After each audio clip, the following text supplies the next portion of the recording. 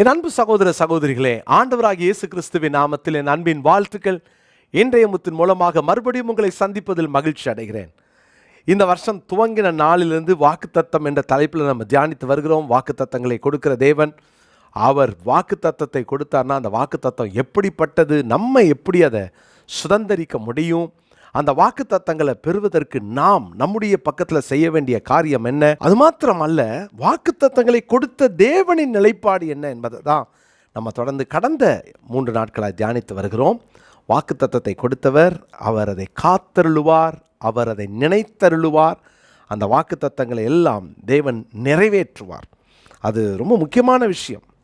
அவர் நிறைவேற்றுவார், அதில் மறக்கவே மாட்டார். அதனால தான் வாக்குத்தத்தத்தை நினைத்திருக்கிறார் என்று நேற்று தினத்தில் சொன்னேன். மறுபடியுமாக கலாத்தியர் 4:28 வாசிக்கிறேன். சகோதரரே, நாம் ஈசாக்கை போல வாக்குத்தத்தத்து பிள்ளைகளாய் இருக்கிறோம். நம்ம எல்லாரும் ஆண்டவர் நமக்கு கொடுத்த வாக்குத்தத்தங்களை சுதந்திரிப்பதற்கு தெரிந்து கொள்ளப்பட்ட ஜனம். மறந்துடாதீங்க, நாம் வாக்குத்தத்தத்தின் பிள்ளைகள். கர்த்தர் நல்லவர். ஆனால் இந்த வாக்குத்தத்தங்கள் எல்லாம் நம்முடைய வாழ்க்கையில் நம்ம சுதந்திரித்து கொள்ளணும்னா அவருடைய நிலைப்பாடை குறித்து நாம் அறிந்து கொள்ள வேண்டும். இன்னைக்கு இன்னொரு வசனத்தை நான் உங்களுக்காக வாசிக்கிறேன். அப்போஸ்தலர் நடபடிகள் 13ஆம் அதிகாரம் 33வது வசனத்தை நான் படிக்கிறேன். இயேசுவை எழுப்பினதினாலே தேவன் தம்முடைய பிதாக்களுக்கு அருளிச் செய்த வாக்குத்தத்தத்தை அவர்களுடைய பிள்ளைகளாகிய நமக்கு நிறைவேற்றினார் என்று நாங்களும் உங்களுக்கு சுவிசேஷமாய் அறிவிக்கிறோம். இயேசுவை எழுப்பினார் தேவன் மரணத்திலிருந்து. அதில் நம்ம தெரிந்து கொள்கிற ஒரு விஷயம் என்னன்னா, தேவன் தமது பிதாக்களுக்கு அருளிச் செய்த வாக்குத்தத்தத்தை அவருடைய பிள்ளைகளாகிய நமக்கு நிறைவேற்றினார் என்று நாங்கள் உங்களுக்கு சுவிசேஷமாய் அறிவிக்கிறோம். ரொம்ப முக்கியமான வார்த்தை. வாக்குத்தத்தங்களை கொடுக்கிறவர் பிள்ளைகளுடைய பிள்ளைகள் வாழ்க்கையிலும் அவர்கள் சந்ததியினர் வாழ்க்கையிலும் அதை நிறைவேற்ற வல்லவராக இருக்கிறார். தேவன் உங்களுக்கு ஒரு வாக்குத்தத்தம் கொடுத்தாரா, உங்கள் பிள்ளைகளுக்கும் அது உரித்தா இருக்கும் என்பதில் சந்தேகம் இல்லை. அது அவர்களுக்கும் சொந்தமானது. ஒரு சொத்தை நம்ம பிள்ளைங்க எப்படி அதை சொந்தம் பாராட்டுறாங்க, எங்கள் அப்பா சொத்து, எங்கள் தாத்தா சொத்துன்றாங்க இல்லையா, அவங்க கர்த்தருக்குள்ளே வந்து ஆண்டவராகிய இயேசு கிறிஸ்துவின் பிள்ளையாக மாறி ஆண்டவரை சொந்த இரட்சகராக ஏற்றுக்கொண்டிருப்பார்கள் என்றால் தேவனுடைய பிள்ளைகள் என்ற அந்த அந்தஸ்தை பெற்றிருப்பாங்கன்னா, கிறிஸ்துவுக்குள் தேவன் பண்ணின வாக்குத்தத்தங்களுக்கு நீங்கள் மாத்திரமல்ல உங்கள் பிள்ளைகளும் அதற்கு சுதந்திரவாளிகள்.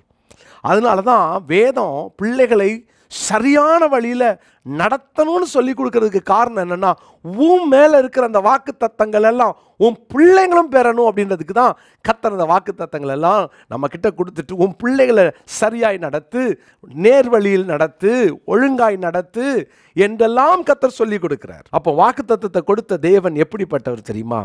நம்முடைய தனிப்பட்ட வாழ்க்கையில் அவர் அதை நினைத்துக்கிட்டே இருக்காரு.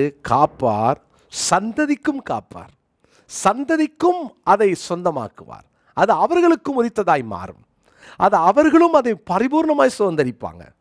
நீங்கள் ஜெபம் பண்ணும்போது, ஆண்டவர் இந்த வாக்கு தத்தத்துக்கு என் பிள்ளைகளும் சுதந்திரவாளியாக இருக்கட்டும்னு ஜெபம் பண்ணுங்க. சில நேரம் அந்த பிள்ளைங்க அந்த ட்ராக்லேருந்து வெளியே போன மாதிரி தெரியலாம். ஆனால் இன்றைக்கி ஜெபம் பண்ணுங்க, ஆண்டவரே இந்த வாக்கு தத்தங்களுக்கு என் பிள்ளைகளும் சுதந்திரவாளிகள். பிசாசுக்கு தெரியும் இந்த வாக்கு தத்துவத்துக்கு இவன் சுதந்திரவாளியாகி தேவனை மகிமைப்படுத்துகிறான், இவன் பிள்ளைங்க சுதந்திரவாளியாக மாறிடக்கூடாதுன்னு உங்கள் பிள்ளைங்க மேலே அவன் கவனம் வைப்பான். ஆனால் இயேசு மரித்து உயிர்த்தெழுந்ததுனால அந்த வாக்குத்தத்தங்கள், பிதாக்களுக்கு கொடுத்த வாக்குத்தத்தங்களுக்கு நான் சுதந்திரவாளி, நமக்கு கிடைத்த வாக்குத்தத்தங்களுக்கு நம் பிள்ளைகள் சுதந்திரவாளிகள் என்பதை மறந்துடவே கூடாது. இன்னொரு வசனத்தை நான் உங்களுக்காக வாசிக்கிறேன். அப்போஸ்தலர் நடபடிகள் 26ஆம் அதிகாரம் 6வது வசனத்தையும் நான் வாசிக்கிறேன். அப்போஸ்தலர் நடபடிகள் 26:6, தேவன் தம்முடைய பிதாக்களுக்கு அருளிச் செய்த வாக்குத்தத்தம் நிறைவேறும் என்கிற நம்பிக்கைக்காகவே நான் இப்பொழுது நியாய தீர்ப்படைகிறவனாய் நிற்கிறேன்.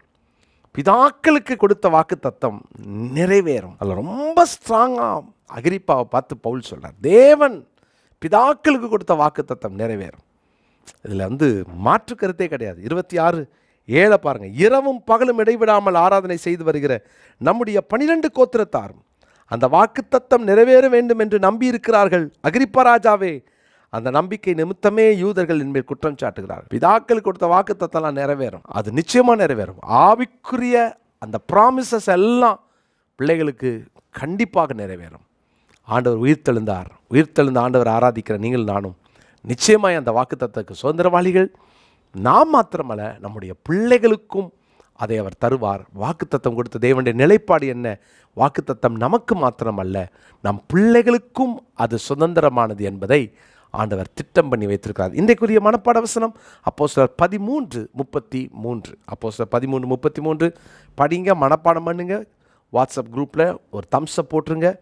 டெய்லி மறந்துடாமல் அதை அட்டண்டன்ஸ் பண்ணிடுங்க. நிச்சயமாக உங்களுக்கு அது ஆசீர்வாதமாக இருக்கும். தேவன் உங்களையும் உங்கள் பிள்ளைகளையும் ஆசீர்வதித்து இந்த வாக்குத்தத்தத்திற்கு சுதந்திரவாளிகளாய் மாற்றுவாராக. ஜெபிக்கலாம். நல்ல தகப்பனே, இந்த நாளுக்காக உம்மை ஸ்தோத்தரிக்கிறோம். தொடர்ந்து ஆண்டவரே, இந்த நாட்கள் எங்களோடு நீர் இடைப்பட்டு வருகிறீர். கர்த்தர் கொடுத்த வாக்குத்தத்தங்களை எல்லாம் நாங்களும் எங்கள் பிள்ளைகளும் எங்கள் சந்ததியும் சுதந்திரித்துக் கொள்வோம் என்ற நிச்சயத்தை எங்களுக்கு தந்திருக்கிறதற்காக ஸ்தோத்திரம். நாங்கள் அவைகளுக்கு பாத்திரவான்களாய் நடக்க எங்களை அர்ப்பணிக்கிறோம். தொடர்ந்து உமது பிள்ளைகளை காத்துக்கொள்ளும், வழி நடத்தும். இயேசுவின் மூலமாக ஜெபிக்கிறோம் நல்ல பிதாவே, ஆமென்.